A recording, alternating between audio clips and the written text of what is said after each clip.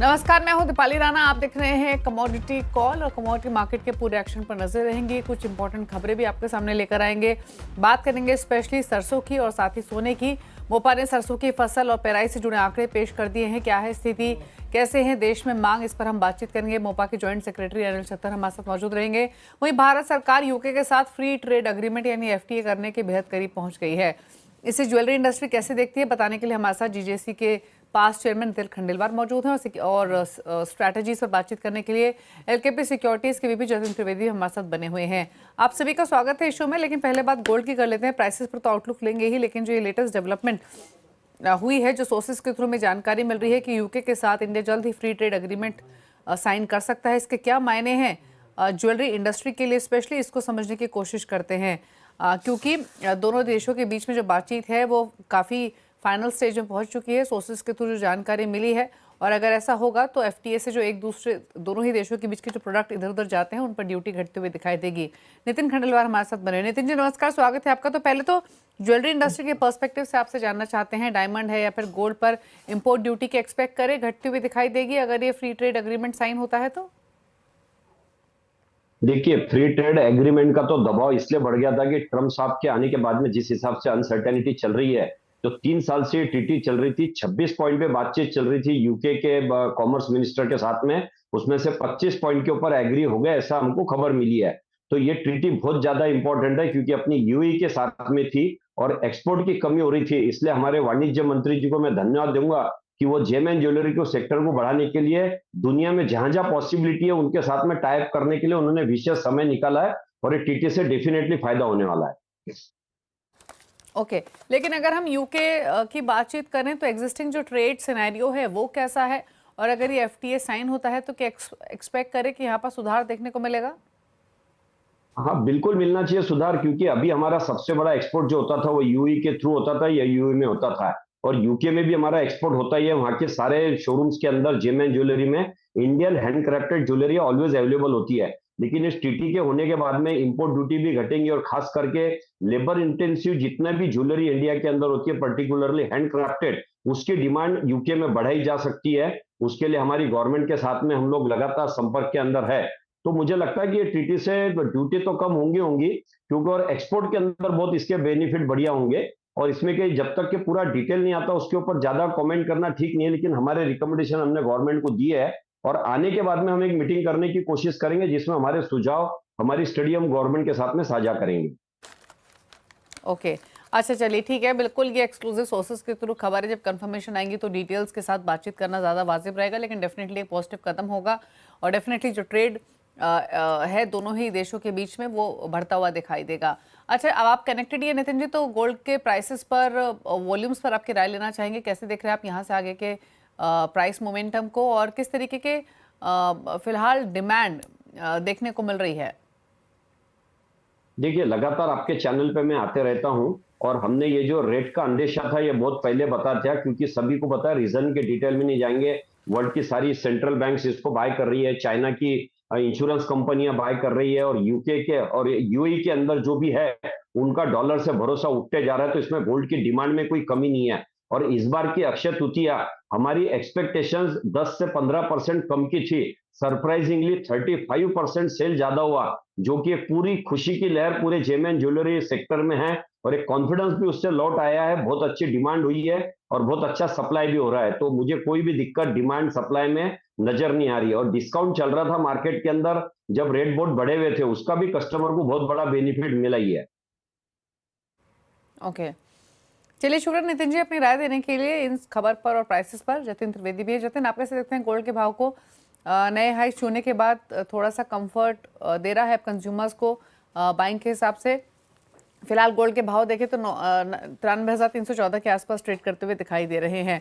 लेकिन चलिए, जतिन हमारे साथ अभी कनेक्टेड नहीं है। जतिन कनेक्टेड होंगे तो उनसे बातचीत करेंगे गोल्ड प्राइसेस पर, बाकी स्ट्रैटेजीज पर भी। लेकिन अब हमारे साथ मोपा के जॉइंट सेक्रेटरी अनिल छत्तर मौजूद हैं। बात कर लेते हैं सरसों की, क्योंकि मोपा ने सरसों की फसल और पेराई से जुड़े आंकड़े पेश किए हैं। इसी पर करते हैं बातचीत। अनिल जी नमस्कार, स्वागत है आपका। तो सबसे पहले तो ये जानना चाहेंगे कि इस साल की अगर हम बात करें स्पेशली, तो जो सरसों की क्रशिंग है वो पिछले साल के मुकाबले कैसे दिखाई दे रही है, क्या स्थिति है? लास्ट ईयर अप्रैल में 12.5 लाख टन की क्रशिंग हुई थी इस साल 13 लाख टन ओके। हुई है। उसके पीछे कारण है कि थोड़ा सा इंटरनेशनल बाजार तेज था, पाम और सोया तेज था, तो सरसों की क्रशिंग लास्ट ईयर से 5% ज्यादा हुई है।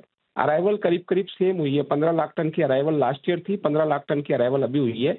अब पिछले 15 दिन से जो फरवरी, मार्च और अप्रैल में आप मान के चलिए कि इंपोर्टेड तेल सारे तेज थे। अभी 5 से 7 रुपए किलो डिस्काउंट होने लगे हैं।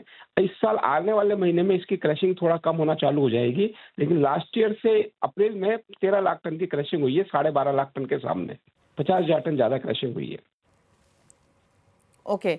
अच्छा, ये एक चीज़ और बताइए अनिल जी, अभी फिलहाल डिमांड कैसी है सरसों के तेल की डोमेस्टिक मार्केट्स में, और आगे जाते हुए डिमांड कैसी पैन आउट हो सकती है? पाम की अराइवल थोड़ी कम थी, पाम के भाव ऊंचे थे, तो नो डाउट मस्टर्ड तेल की बिक्री अच्छी रही। फरवरी, मार्च और अप्रैल से तीनों महीने डिमांड अच्छी रही और इसकी बिक्री अच्छी रही।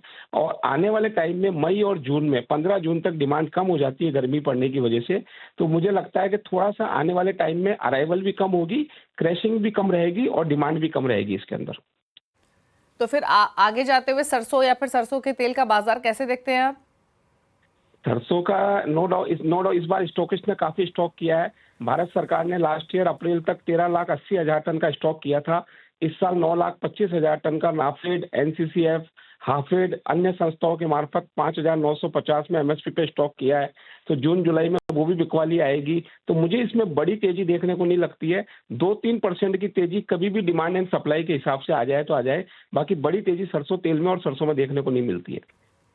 अच्छा, आपने बिक्री की बात की, तो एमएसपी पर सरसों की कितनी खरीद हुई है और मंडियों में अभी क्या भाव चल रहा है?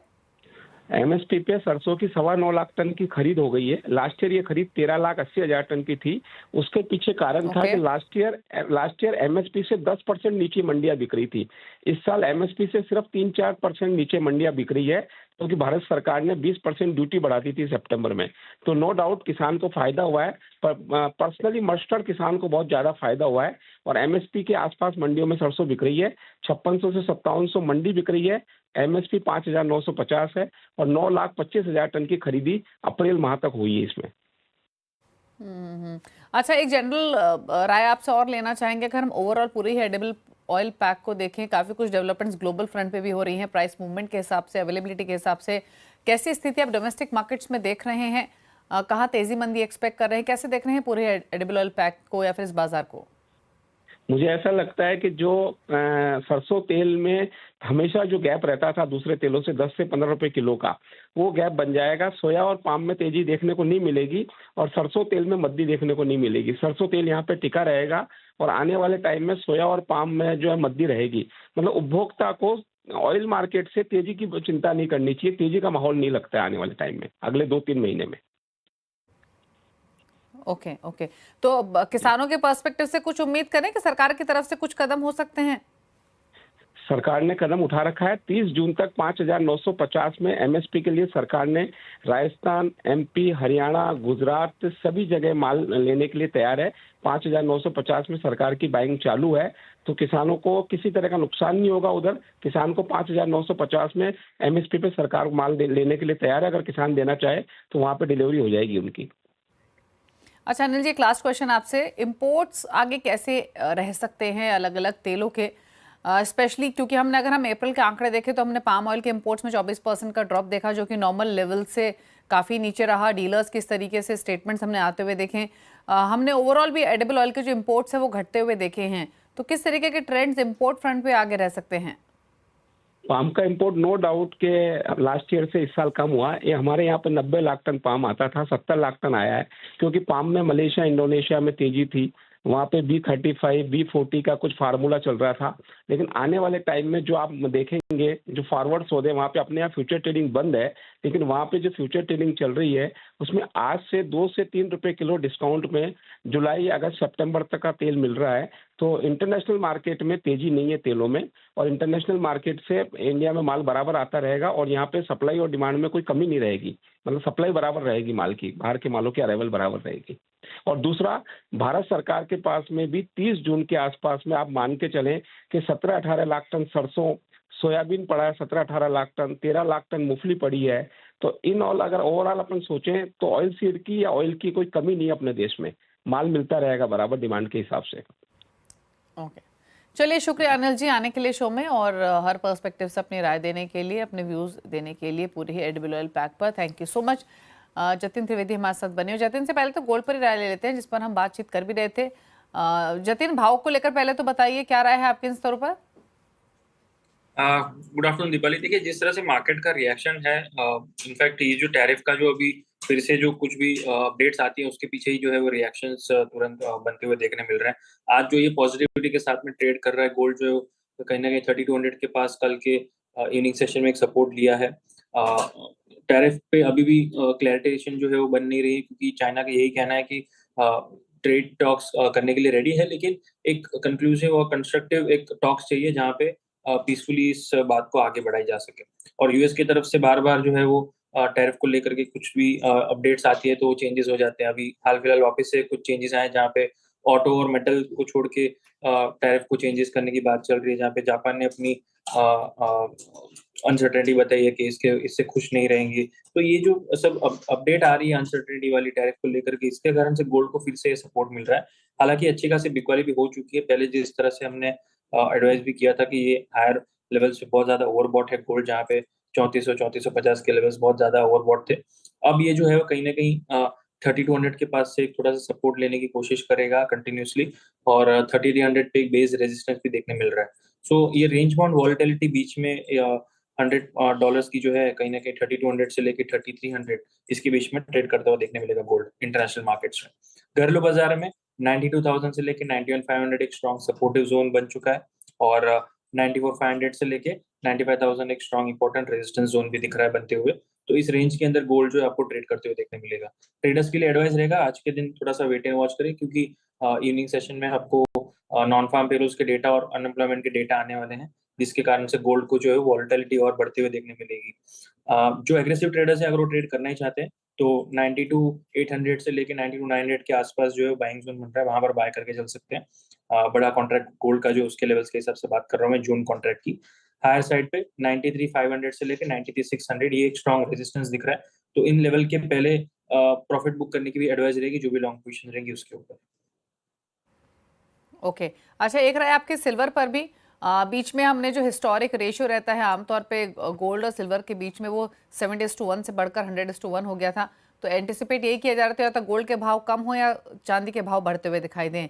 थोड़ा तो बदला है वो रेशियो, क्योंकि 95,000 के ऊपर है चांदी, बट एक्सपेक्ट करें कि चांदी यहाँ से लीड लेने की कोशिश कर सकता है, या फिर क्या व्यू है इन लेवल से चांदी पर?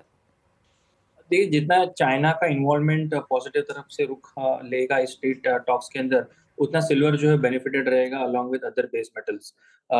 चाइना का इन्वॉल्वमेंट जो है वो ट्रेड टॉक्स पे लेके बहुत लिमिटेड है। बहुत रेयरली उनके अपडेट्स आते हैं, लेकिन जो भी अपडेट्स आते हैं थोड़े क्लैरिटी के साथ आने चाहिए।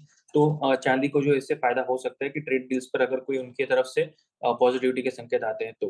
हाल फिलहाल जो है ये शॉर्ट कवरिंग रैली जो है वो दिख रही है। पिछले 2 दिनों में जो अच्छी खासी गिरावट देखने मिली है गोल्ड सिल्वर में, उसका ये थोड़ा-सा रिबाउंड सेशन जो मैं इसको इस तरह से देख रहा हूँ, ना कि इसको अंदर कोई बड़ा तेज़ी का रुख फिलहाल मैं देख पा रहा हूँ इसके अंदर। क्योंकि आज के इवनिंग सेशन में काफ़ी इंपॉर्टेंट डेटाज़ लाइन्ड अप हैं, तो आज के दिन की वॉलेटिलिटी को थोड़ा-सा वेट एंड वॉच मोड के हिसाब से देख रहा हूँ मैं। लेकिन जो एग्रेसिव ट्रेडर्स हैं, जो इसमें इंट्राडे ट्रेड करते हैं, उनके लिए एक सलाह रहेगी मेरे पास। चांदी के अंदर जो मई वायदा है, उसके अंदर 93,500 से लेके 93,700 एक इम्पोर्टेंट सपोर्ट ज़ोन है। 800 से लेके 94,000 के बीच में आपको मिलता है, तो वहाँ पर आप बाय करके चल सकते हैं। 93,500 के नीचे आप स्टॉप लॉस रखें, और हायर साइड पे 94,600 से लेके 94,700 आपका एक बेस रेजिस्टेंस है, उसके पहले आपको प्रॉफिट बुकिंग भी करना है। सो बाइंग साइड की रुझान डेफिनिटली यहाँ पे है इंट्राडे पर्पज़ से, लेकिन लिमिटेड अपसाइड के हिसाब से इसके अंदर ट्रेड करना है। बड़ी गेन्स के हिसाब से यहाँ पे ट्रेड नहीं लेना। ओके। चलिए, ये रही सोने और चांदी पर। रुक रहे हैं एक ब्रेक के लिए। ब्रेक के उस पार कुछ और स्ट्रैटेजीज आपके लिए लेकर आएंगे। चलो वापस आते हैं।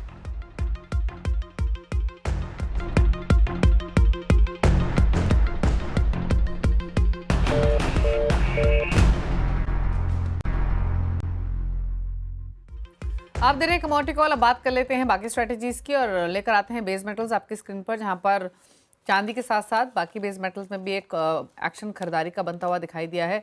कॉपर 1% ऊपर है, एल्यूमिनियम में 1% की तेजी है, जिंक 1% ऊपर है, लेड हालांकि फ्लैट है, लेकिन कॉपर और एल्यूमिनियम में मोमेंटम ठीक ठाक दिखाई दे रहा है आज के कारोबार में। क्या आपकी पूरे बेस मेटल पैक पर कोई ट्रेड लेना हो तो कन्विक्शन कहाँ है? दीपाली देखिए, कन्विक्शन के साथ अगर जो ट्रेड है वो थोड़ा सा सेटअप जो है कहीं ना कहीं एल्यूमिनियम के प्राइसेस में दिख रहा है, क्योंकि कॉपर जो है वो इस पैक को थोड़ा सा इंडिकेट कर रहा है कि बेस मेटल मार्केट में थोड़ा सा यहाँ पे सपोर्ट जो है वो लेते हुए देखने मिल रहे हैं इन द लास्ट 24 आवर्स। और एल्यूमिनियम के प्राइसेस एक अच्छी खासी गिरावट के बाद अब थोड़े से एक रीजनेबल लेवल पे दिख रहे हैं, जहाँ पर मे कॉन्ट्रैक्ट जो है वो 233 के आसपास ट्रेड करते हुए देखने मिल रहा है। तो मेरे हिसाब से यहाँ पर 228 के स्टॉप लॉस के साथ में एक स्विंग ट्रेड के हिसाब से यहाँ पे अपॉर्चुनिटी है। करंट मार्केट प्राइस के आसपास ही बाइंग करने की सलाह रहेगी। हायर साइड पर 238 से लेकर 240 तक के लक्ष्य रखने हैं। इसको इंट्राडे पर्पस से नहीं देखना है, स्विंग ट्रेडिंग के हिसाब से देखना है।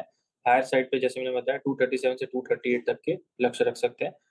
233 करंट मार्केट प्राइस से बाइंग, और डिप मिले तो 230 में एक और पोजीशन उसके अंदर ऐड भी कर सकते हैं। ओके, तो ये राय रही आपके लिए एल्यूमिनियम पर, जहां पर खरीदारी का ट्रेड ले सकते हैं। अच्छा, एक राय कच्चे तेल पर भी लगातार वीकनेस रही है। यहाँ पर 5000 के नीचे प्राइसेस स्लिप होने के बाद थोड़ा संभल रहे हैं, लेकिन अभी भी 5000 के नीचे ही भाव एमसीएक्स पर। यहाँ ये कमजोरी और परसिस्ट करेगी क्या, और नीचे जाने की कितनी प्रोबेबिलिटी दिख रही है? दीपाली, यस, वॉलेटाइल तो काफी है। कच्चा तेल जो है काफी हद तक ये अब्जॉर्ब कर रहा है सभी न्यूज को। यहाँ पर ओपेक प्लस की भी अपडेट थी, स्पेशली सऊदी की, के प्राइजेस वीकनेस में दिख रहे हैं और वो वीकनेस के लिए रेडीनेस भी दिखा रहे हैं अपनी। लेकिन फोरकास्ट के हिसाब से देखने जाओ तो काफी हद तक ये वीकनेस में है। बाउंस बैक जो है वो टेक्निकली बनेगा जब ये 5060 के ऊपर ट्रेड करना शुरू करे। जब तक 5060 के नीचे ट्रेड कर रहे हैं एमसीएक्स पर, तब तक इसके अंदर बाउंस बैक जो है वो जो भी अटेम्प्ट होंगे वो फेलियर लग रहे हैं मुझे। हायर साइड पे जब तक 5060 के ऊपर ट्रेड करना शुरू ना करे तब तक सेलिंग साइड की रणनीति अपनाएं। 5000 5020 के आसपास इसको शॉर्ट करके चल सकते हैं। 5060 के ऊपर जो है स्ट्रिक्टली स्टॉप लॉस रखना है, और वापस से 4950 के आसपास तक के लेवल्स के हिसाब से टारगेट के लिए सेल ऑन राइज की रणनीति अपना फिलहाल, जब तक 5060 के नीचे ट्रेड कर रहा है। ठीक है, इसके अलावा एग्री कमोडिटी बाजार को देखें तो टर्मरिक में वापस से रिबाउंड देखने को मिला है, 1.5% ऊपर प्राइसेस। जीरा थोड़ा ऊपर है। ग्वार पैक में लगातार नरमी बनी हुई है, वही रुझान आज भी देखने को मिल रहा है। कॉटन सीड ऑयल के 3000 के नजदीक पहुंचने के बाद वापस हल्का हुआ है आज के सेशन में, और धनिया में भी हल्की बढ़त देखने को मिल रही है। स्पाइसेस के पैक पर जतिन, कोई व्यू आपका? स्पाइसेस के पैक में अगर देखने जाए दीपाली, तो जीरा में जो है वो कहीं ना कहीं थोड़ा सा यहाँ पे पॉजिटिव संकेत दिख रहा है। अगर पिछले एक हफ्ते की अगर हम चाल देख लें तो थोड़ा सा यहाँ पे सपोर्ट लेते हुए देखने मिल रहा है। 21,500 के आसपास टेक्निकली थोड़ा सा सपोर्ट है, और बहुत ज्यादा अपसाइड तो नहीं दिख रही है। 22,700 लेके 22,800 बस, इन लेवल्स के आसपास एक बार के लिए टेस्ट करने आ सकते हैं, जहां से एक स्ट्रॉन्ग सेल ऑफ देखने मिला था। तो छोटी सी ट्रेड के हिसाब से, छोटा ट्रेड के हिसाब से एक 700-800 पॉइंट की ट्रेड के हिसाब से यहाँ पर करंट मार्केट प्राइस के आसपास से बाइंग का ट्रेड बन सकता है। ओके, तो जीरे में डिप्स पर बाय करने की सलाह है। 22,160 पर ट्रेड कर रहा है। टर्मरिक हालांकि 1.5% ऊपर ट्रेड कर रहा है। 14,228 के मौजूदा लेवल्स देखने को मिल रहे हैं आज के सेशन में। ये कॉटन सीड ऑयल के एक डिप्स पर लेना चाहिए क्या, या अवॉइड करें? क्या सजेशन आपके जतिन? नहीं, फिलहाल तो अवॉइड करना चाहिए बाइंग इसके अंदर, क्योंकि फिलहाल तो है वो ट्रेंड जो है थोड़ा सा वीक लग रहा है। जब तक 2950 के नीचे ट्रेड कर रहा है, वीकली लेवल्स जो अच्छे खासे थोड़े से ब्रेक लग रहे हैं यहाँ पर प्राइसेस को, और जब तक वीकली क्लोजिंग अच्छी नहीं आती तब तक यहाँ पर बाइंग जो है वो देखने नहीं मिलेगी। काउंटर को बाइंग साइड के लिए अवॉइड करें। 2975 के ऊपर जब भी क्लोजिंग आती है उसके बाद यहाँ से मुझे लग रहा है कि एंगल बाइंग साइड का बनेगा, या फिर नीचे में 2800 से लेके 2750 इन लेवल्स तक का वेट करें। वहां पर एक बार सपोर्ट लेना शुरू करे तो वहां पर बाइंग बन सकती है, लेकिन फिलहाल तो बाइंग थोड़ा अवॉइड करना चाहिए।